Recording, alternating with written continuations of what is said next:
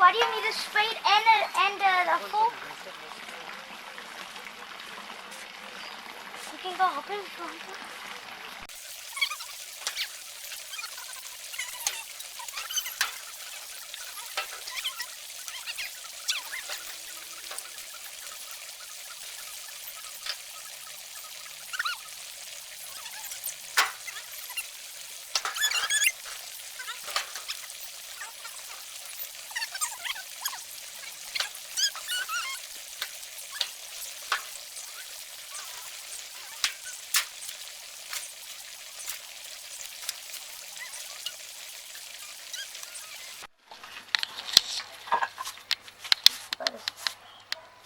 This way.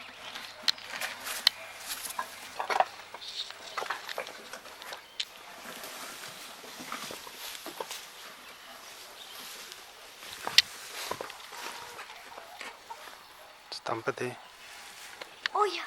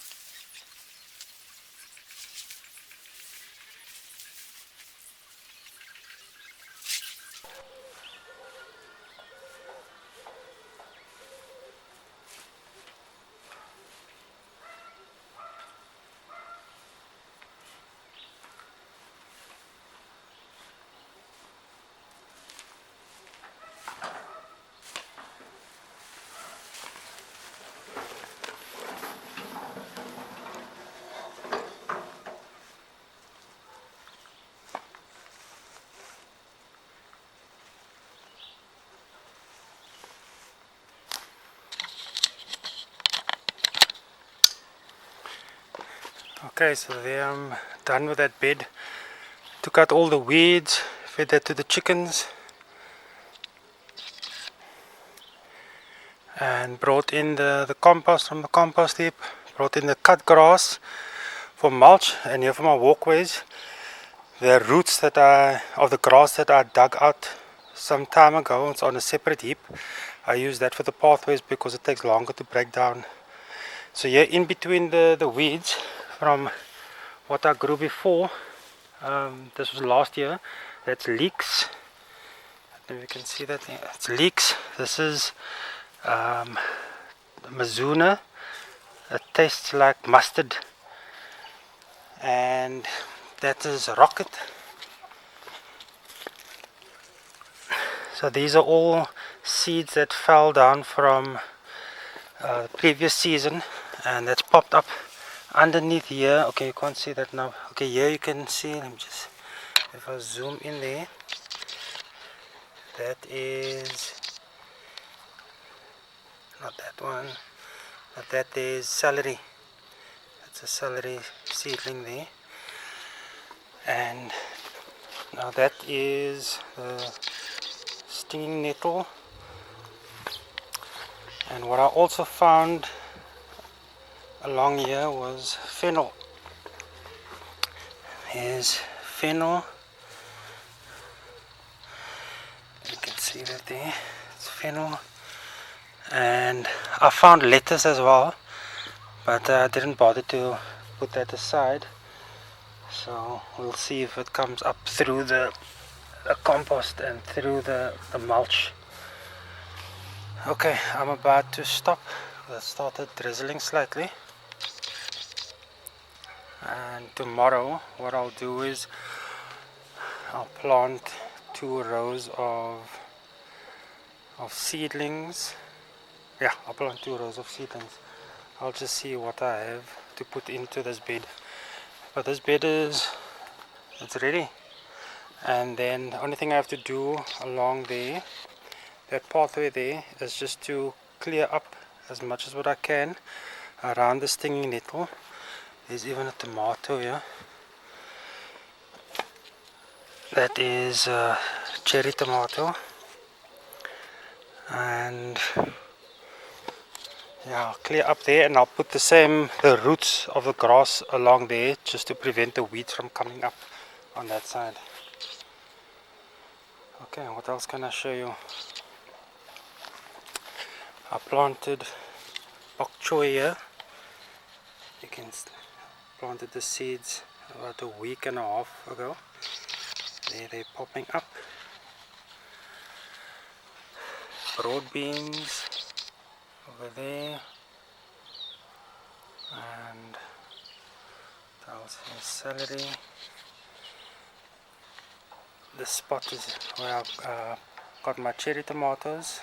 Every season they just pop up, and I haven't bothered to move them for the past 3 seasons. I think maybe next season I'll move them to another spot and plant something else there. That bed I prepared a few days ago, so that's also ready to plant stuff. Oh, there were some things that I planted. Oh, here's gooseberries. That also pops up all over the show. I have to do very little to propagate the gooseberries. They just pop up, and if they're in an undesirable spot, I'll just pick them up and I'll move them to a spot that suits me. See, this bed was prepared and the weeds are popping through, but I don't want to put on more mulch until the seeds pop up that I planted here. So along this row here there should be lettuce coming up here, and I planted a variety of lettuce along this row. And the next one was either radish or turnip, so I wasn't sure about the seeds. There you can see, let me just check.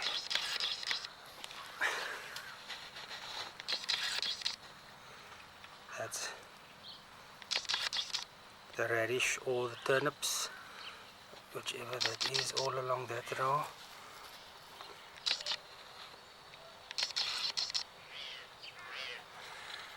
and then I planted parsley in the other row there, but it's either the seeds weren't viable or I can't identify them amongst the weeds yet. So as soon as they've popped up, then I'll remove them. This is a weed here, so it looks very similar to,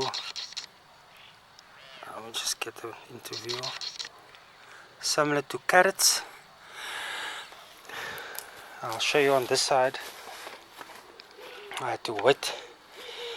You see, this is the carrot leaf is a little bit thinner.